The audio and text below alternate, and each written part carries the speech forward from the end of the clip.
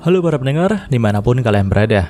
Balik lagi channel Christopher. Oke, dalam video kali ini kita akan kembali membahas tentang LN Yusha Shokan ni Makiko Mareta kedua Isekai Heiwa Desta. Dalam part sebelumnya, kita sudah mengetahui kalau Kaito melewati banyak hal dalam festival di hutan Rikforsia. Selain itu, kita juga mengetahui kalau Osma adalah murid dari Megiddo, sang War King. Dalam part kali ini, panel cerita pun berpindah ke karakter Kaito lagi. Saat dia sudah kembali ke kerajaan Symphonia, di pagi hari itu, Kaito pun terbangun dan menulis buku harian yang biasa dia buat ketika sudah sampai di isekai ini. Kisah yang dia tuliskan kali ini mengenai petualangannya dalam festival pohon suci Rikforsia. Setelah selesai melakukan hal itu, Kaito pun pergi ke kota untuk mengunjungi toko dari Alice. Seperti biasa, saat Kaito itu masuk ke tokonya Alice itu selalu berada di dalamnya dengan keadaan yang murung dan berkata kalau dia sudah lama tidak makan nih. Tentu Kaito pun cukup kesal dengan pernyataan dari Alice tadi. Pasalnya, Kaito kan hanya meninggalkan Alice beberapa hari saja, dan sebelum dia meninggalkan Symphonia juga, dia sudah memborong hampir semua barang dalam tokonya Alice. Jadi kemana semua uang yang Kaito berikan kepada Alice itu? Nah, dengan gampangnya, dia pun berkata kalau uang itu sudah hilang akibat dia kalah judi lagi. Tentu Kaito pun hanya bisa memegangi kepalanya sambil mencubiti pipi dari Alice ketika mendengar hal itu. Dia melakukan hal itu terus sampai Alice mau minta maaf kepada dirinya. Terlepas dari itu semua, akhirnya Kaito pun jadi iba sama Alice nih.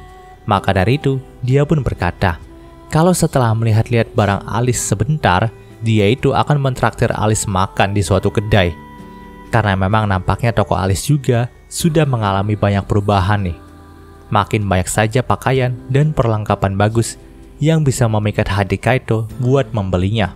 Kayaknya memang si Alice ini membuat sebuah perangkap untuk menjebol dompetnya Kaito di sini deh. Namun nih, Alice nggak memberikan Kaito kesempatan yang lebih lama lagi untuk melihat barang-barangnya. Dia berkata kalau Kaito ingin mentraktirnya makan, maka dia punya satu rekomendasi tempat yang pas nih.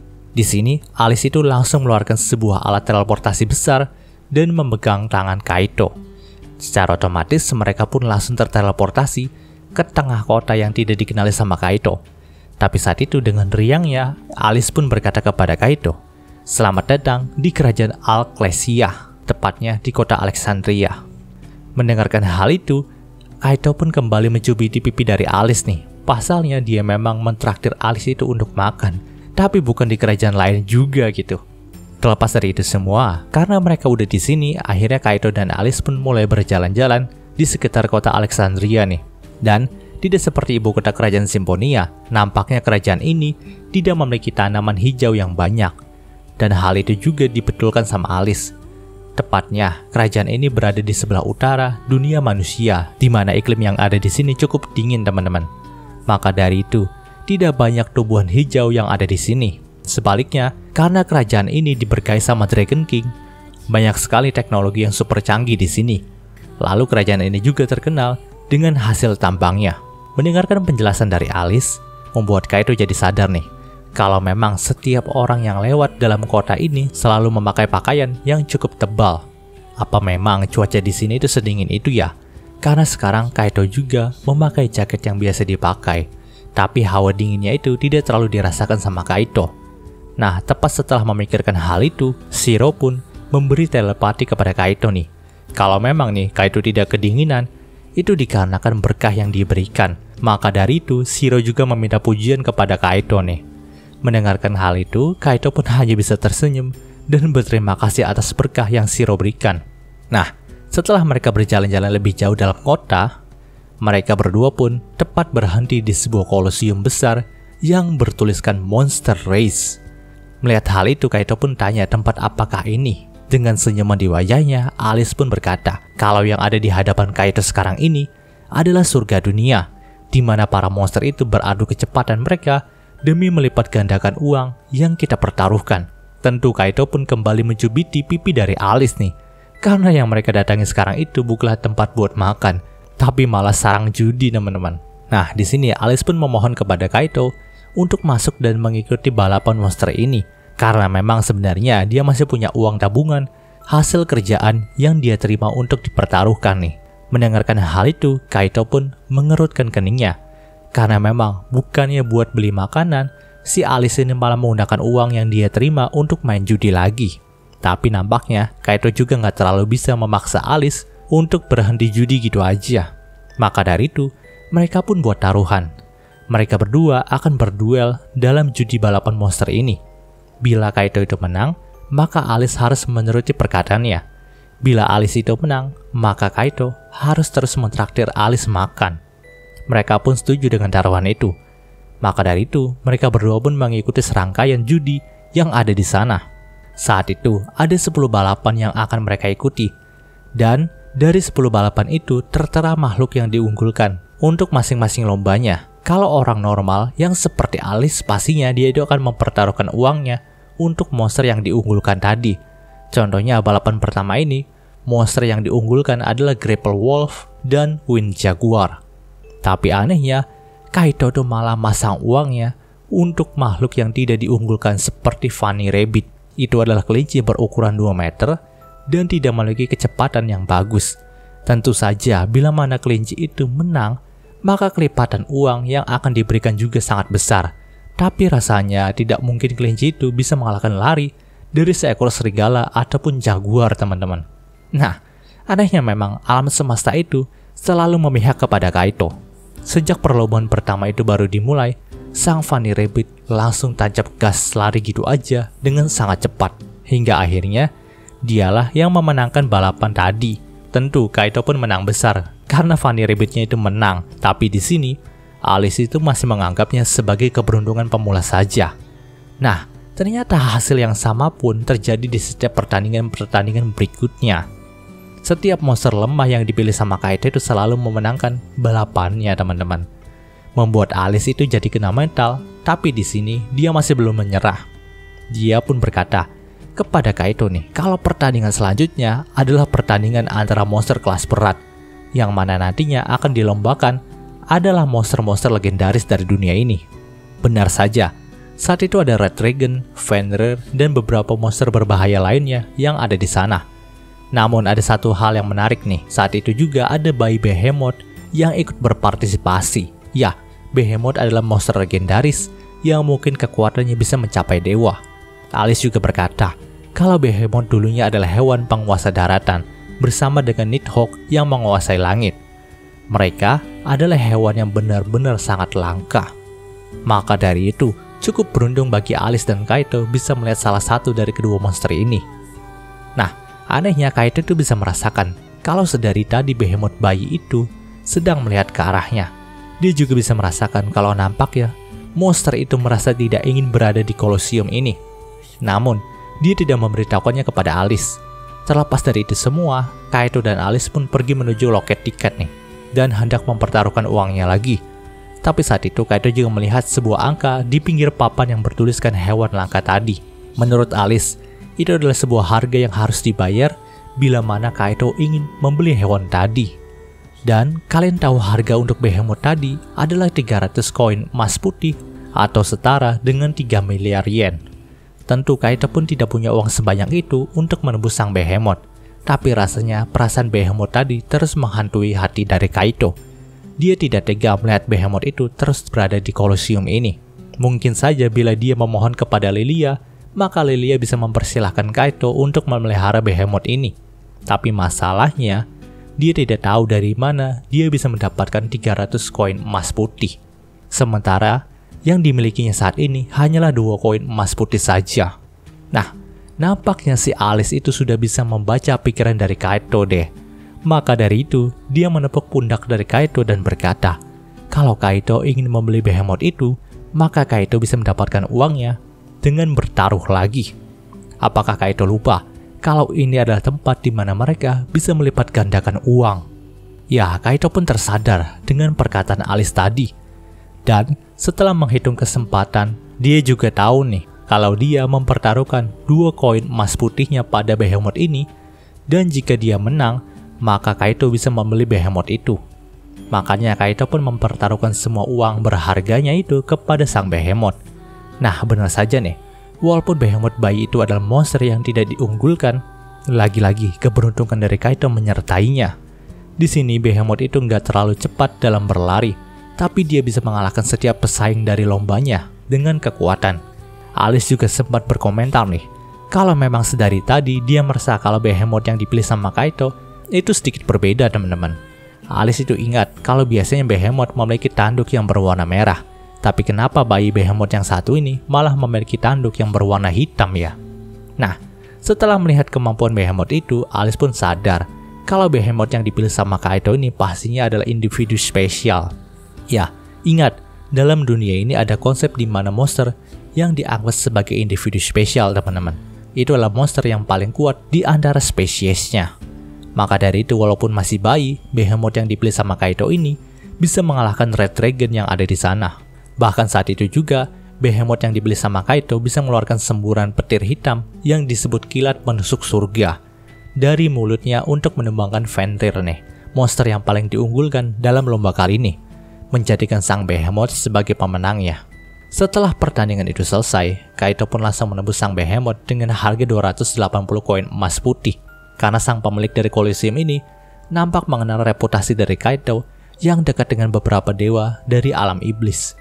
Maka dari itu, dia meminta Kaito untuk berkata yang manis terhadap monster race miliknya kepada beberapa dewa yang dikenali sama Kaito itu sebagai pengganti diskonnya. Nah, gak disangka juga si Behemoth ini nampak nurut banget sama Kaito, membuat semua orang yang ada di sana termasuk Alice terkejut nih. Karena memang biasanya, walaupun dikendalikan sama sihir, monster seperti Behemoth itu gak mungkin bisa sejinak ini sama manusia.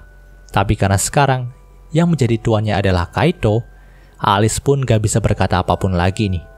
Di sini Alice pun hanya bisa berkata, kalau sebaiknya Kaito memberikan Behemoth ini nama, supaya dia juga dapat panggilan yang bagus. Mendengarkan hal itu, Kaito pun mengiyakannya nih, tapi dia masih belum menemukan nama yang pas. Dia itu malah mau Alice saja yang memberikan namanya, karena memang Alice itu nampak ahli dalam hal seperti ini. Mendengarkan hal itu, Alice pun berkata, sebenarnya dia juga memikirkan satu nama yang cocok dengan Behemoth Kaito, yaitu Belfred.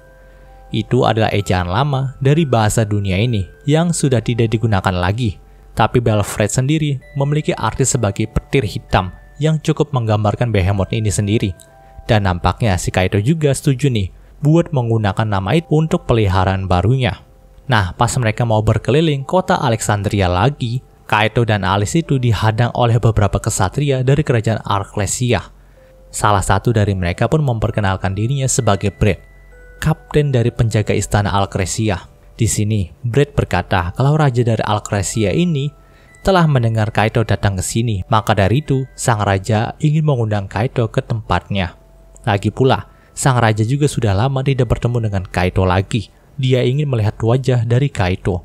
Tentu, Kaito pun bingung karena memang sebelumnya dia juga belum pernah ketemu sama sang raja Alcresia. Tapi kenapa sang raja itu mengaku kalau dirinya pernah ketemu sama Kaito? Panel cerita pun berpindah ke istana kerajaan Alcresia. Nah, ternyata raja dari kerajaan ini adalah kusir yang waktu itu nganterin Kaito ke pestanya Kuro, teman-teman. Di sini, Kaito nggak nyangka kalau kusir yang waktu itu adalah seorang raja. Kaito pun langsung memberikan penghormatan kepadanya. Melihat hal itu, sang raja yang bernama Chris pun berkata nih, kalau Kaito tidak perlu menghormatinya seperti itu, karena memang kedudukan Kaito sebagai sahabat dari para dewa di dunia iblis itu jauh lebih tinggi daripada kedudukannya sebagai raja Alcresia. Nah, di saat Kaito bersikap ramah kepada Chris, sikap tidak terduga pun langsung ditunjukkan sama Alice nih. Di sini nampaknya Alice memang tidak suka dengan semua sikap yang ditujukan Chris kepada Kaito. Dia berkata kalau dia nggak tertarik untuk berinteraksi dengan Chris. Dia hanya berinteraksi dengan orang yang dianggap layak oleh dirinya saja. Dan kebetulan Chris bukanlah orang yang dianggap layak sama Alice. Tentu sikap Alice yang seperti itu memicu kemarahan di antara para penjaganya Chris. Begitu juga dengan Kaito nih. Di sini dia pun tanya kenapa Alice bersikap buruk seperti itu.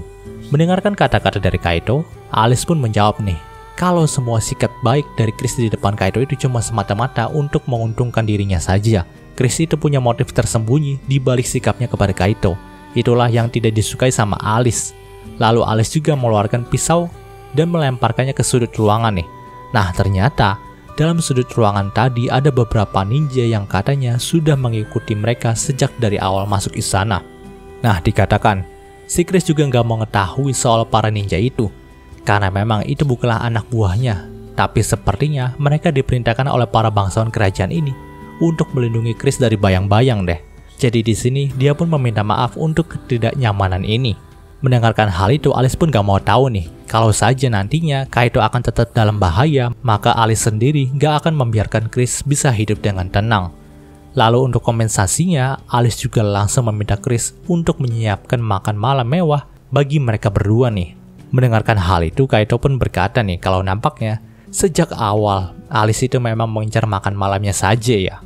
Mana cerita pun berpindah ke ruangan makan di kerajaan Alcresia. Saat itu, Chris pun menyiapkan makan malam yang sangat mewah bagi Kaito dan Alice untuk kompensasi kejadian tadi. Namun selagi mereka berdua makan, Kaito pun mulai bertanya-tanya soal Alice nih.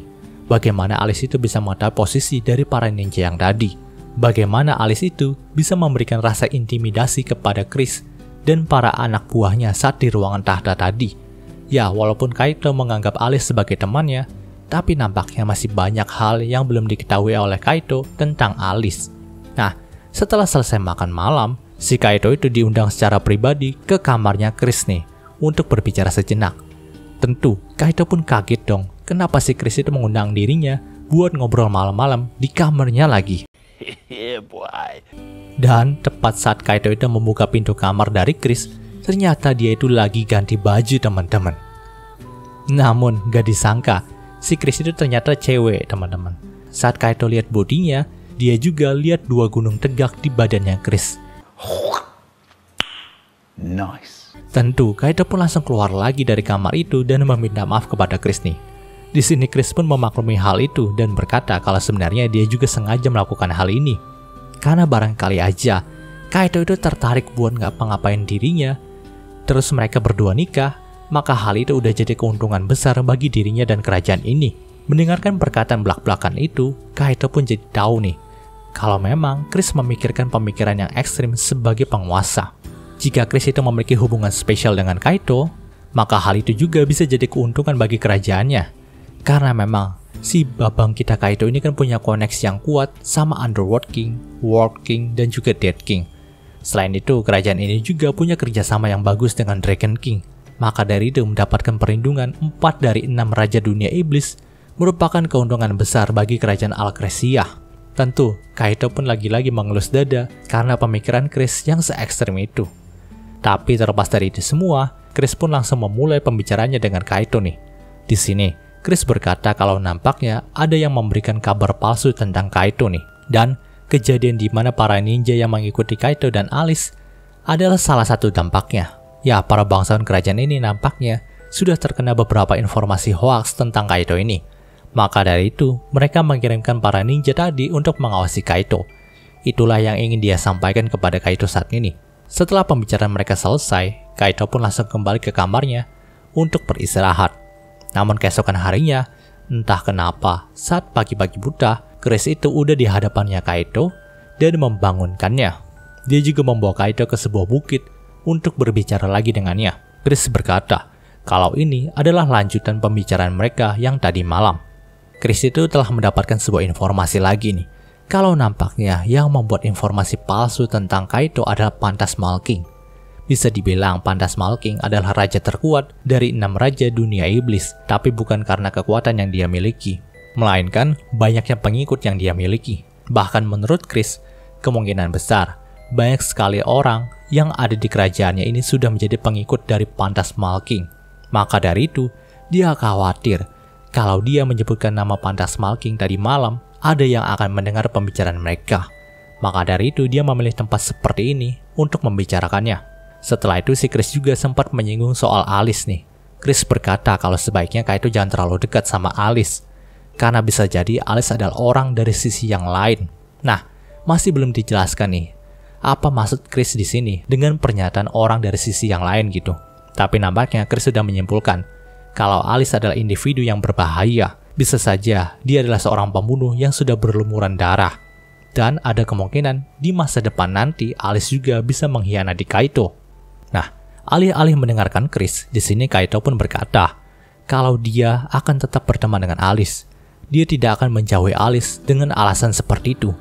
Memang Alice memiliki sisi yang tidak diketahui sama Kaito, tapi dia tetaplah teman dari Kaito. Kaito tidak peduli apakah Alice akan mengkhianatinya atau tidak. Di sini, Chris pun terkejut dengan perkataan dari Kaito itu. Namun nampaknya, dia mengerti akan kebaikan hati dari Kaito itu. Makanya, Chris pun tidak membantah Kaito lagi. Setelah selesai dengan urusan mereka, Kaito, Alice, dan Belfred pun langsung pamit dari istana kerajaan. Tapi mereka tetap berjalan-jalan dulu di dalam kota Alexandria.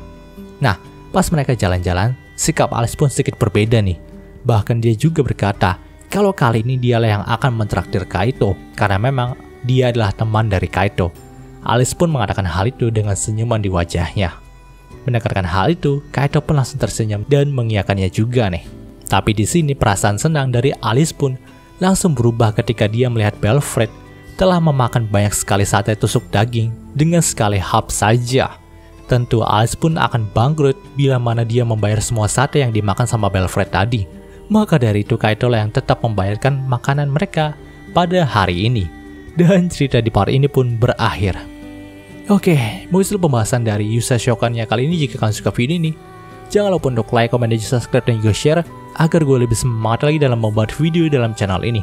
Terima kasih telah mendengarkan sampai detik ini. Gue Gary Christopher, signing off.